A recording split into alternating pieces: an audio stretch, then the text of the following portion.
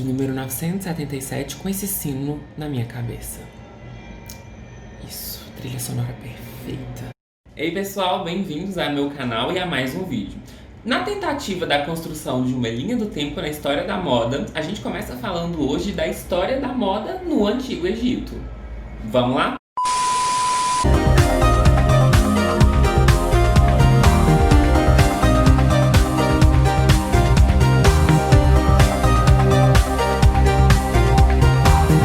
Aqui a gente está contextualizado entre mais ou menos 1000 e 5000 a.C., ou seja, bastante tempo atrás. E também em uma região da África extremamente quente. Então, temos pessoas que eram influenciadas por um rio, o Nilo, e pensamos também no contexto de mão de obra escrava que era utilizada naquele momento. Então, o linho, que era o principal tecido na composição das peças, tem um aspecto mais fresco e leve, ou seja, se você pega uma roupa de linho, ela vai ter um aspecto mais fresquinho mesmo.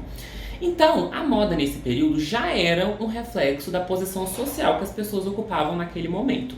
Então, as roupas, assim como as maquiagens e os acessórios, refletiam bastante a que lugar você pertencia na sociedade do Antigo Egito. No entanto, as cortes do faraó utilizavam dos acessórios que eram utilizados apenas por eles. Apenas as roupas diziam muito sobre este período, assim como o cabelo, sim, as perucas. Uma vez que, numa região muito quente, assim como eu falei, era muito comum os piolhos e doenças relacionadas à falta de higiene mesmo no couro cabeludo, certo? Então as pessoas priorizavam a raspagem dos cabelos. Por isso a gente vê tanta representação de faraós ou até mesmo Cleópatra, que foi tipo rainha do Egito durante anos, com a cabeça raspada. Você é careca! Você sabe que eu não gosto de homem careca!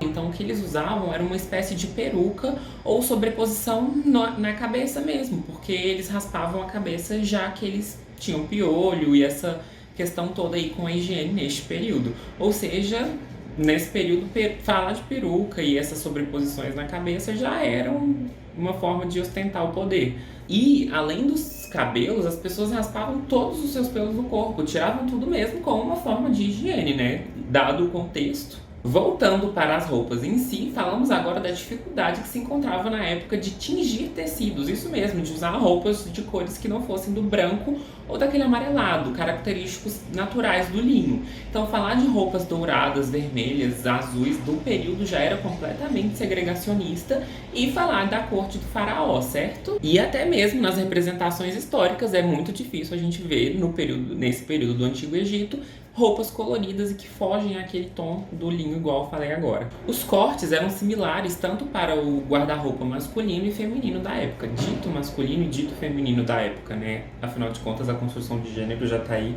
há séculos.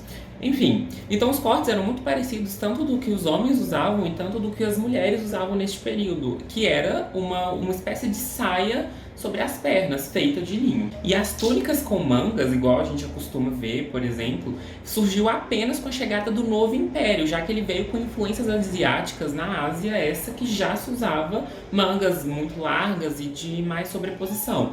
Então, foi um novo império do Antigo Egito que começou a usar essas roupas com manga nesse período.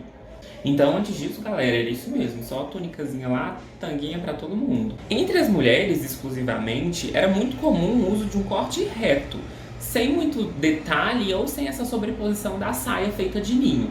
Então, era uma saia, uma espécie de saia que até mesmo prejudicava o movimento delas e elas não conseguiam se mover, uma vez que era uma saia sem cortes e sem caimento no corpo. E as meninas da nossa sociedade atual reclamando de usar um vestido tubinho, certo?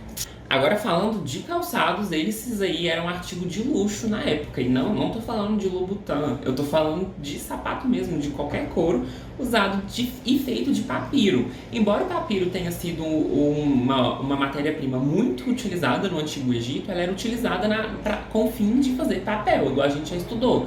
Então aquele papiro utilizado para fazer sapato era muito raro.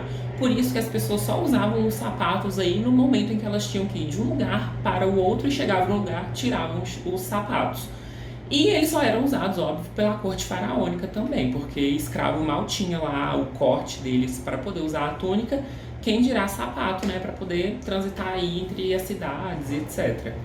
As joias também já eram utilizadas nesse momento, isso mesmo, a galera lá já estava querendo se andar toda empetecada. Então, nesse período, a gente já começa aí a utilizar os colares, brincos, coroas e amuletos religiosos e adereços feitos de ouro. Sim, mas o ouro, novamente falando aí da elite do Egito Antigo, né? Corte faraônica que usavam desse material.